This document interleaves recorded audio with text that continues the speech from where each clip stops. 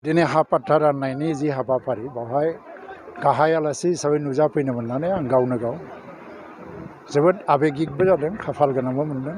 मानो होनबा आङो जिबननि 40-45 बोसोर जि संग्रामनि हिस्ट्रि बेखौ नायोबा छात्र दैदेनगिरिमोनबो आं बे ओनसोलनि जेंनाखौ मिथियैनि बाथ्रा गैया। एसेबां बोसोराव बेवहाय हानि मोन्थाय गैयामोन, हानि बिगोमा नङा।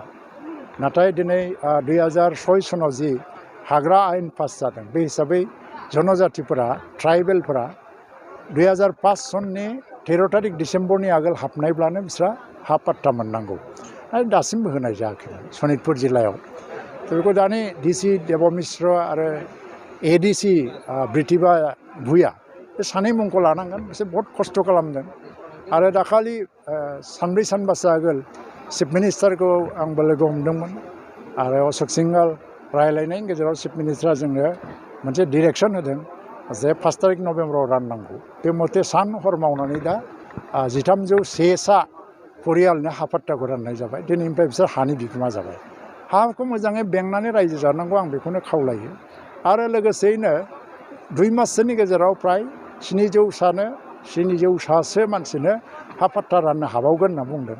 आरो जायफ्रानाखि जेनुइन 2005 सननि 13 डिसेम्बरनि आगोल हाबनाय बिसोर बयबो मोनजोबगोन। उननि हाबनायफ्रा मोननाय नङा। आरो गुबुन हारि जायफ्रा जनजाति नङा, ट्राइबेल नङा, बिसोरो प्रमाण पत्र नांगोन। 75 बोसोर सिगां 2005नि सिगां 75 बोसोर सिगां थाफैनाय मोनसे प्रमाण पत्र होनांगौ, बिसोर हा पाट्टा मोननो हायो। दा आसामाव जेसेबां माने इन्डिजिनास मानसिफोर दङ, हा गैयै मानसिफोर बिसोर हा मोनजोबसिगोन, लेन्ड टाइटेल मोनजोबसिगोन। आरो बिनि आयेनफोरखौ आसाम गभर्नमेन्टआ पास खालामगासिनो दङ। दा बेनिखायनो दिनै आं ओंखायनो सनितपुर जिल्लानि गासै बर' रायजो राजाफोरनो आंनिफ्राय गाहाम हामलायनाय बावो।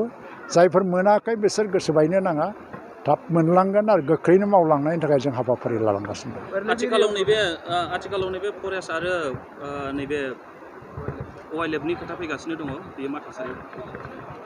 दा लेन्ड टाइटेल मोनोबा आं बिनि पजिसनखौ दिनै डिपार्टमेन्ट मिनिस्टार नङा हिसाबै आं दा बुंनांगौआ गोब्राब बबे पजिसनाव दङ। खिन्थु लेन्ड टाइटेल मोनोबा बेफोर जेबो जेंना जाया। खारन जेब्ला सार्भे जागोन, जेराव लेन्ड टाइटेल दङ बेवहाय दांनायबो नङा। खिन्थु माखासे जेंना फैयोबा नायजागोन उनावहाय मा खालामनो हायो। खारन जोंथ' इन्डिजिनास मानसि। लोगोसेयैनो फारसेथिं जाहैबाय दा बिटिसिनि सिमा बारायनाय जेंनाखौ लानानै बहुत बाथ्रा सिखारदों, दाबो मानो जायाखै मायाखै। बाउन्डारि कमिसना रिपर्ट होयोबा बेखौ मावनो हानाय अबस्था फैबाय, खिन्थु रिपर्टखौ बिसोर दाबो होनो हायाखै। नाथाय जोंनि गिबि मन्थ्रिया बुंगासिनो दङ बेखौ बारा गोबाव सम दोननाय जानाय नंला, थाबैनो फोजोबनाय जासिगोन। आरो बाहाय खुनु दावराव दावसि जानांगौ गैया, गासिबो हारिफोरजों रायज्लायनानैनो बे थांखिखौ लागोन होननानै बुंनाय जादों। ओंखायनो बाउन्डारि बा बिटिसिनि सिमा बारायनायनि बाथ्राखौबो लानानै जों बाराद्राय अधैर्य जानो नाङा आरो रागाबो जोंनो नाङा।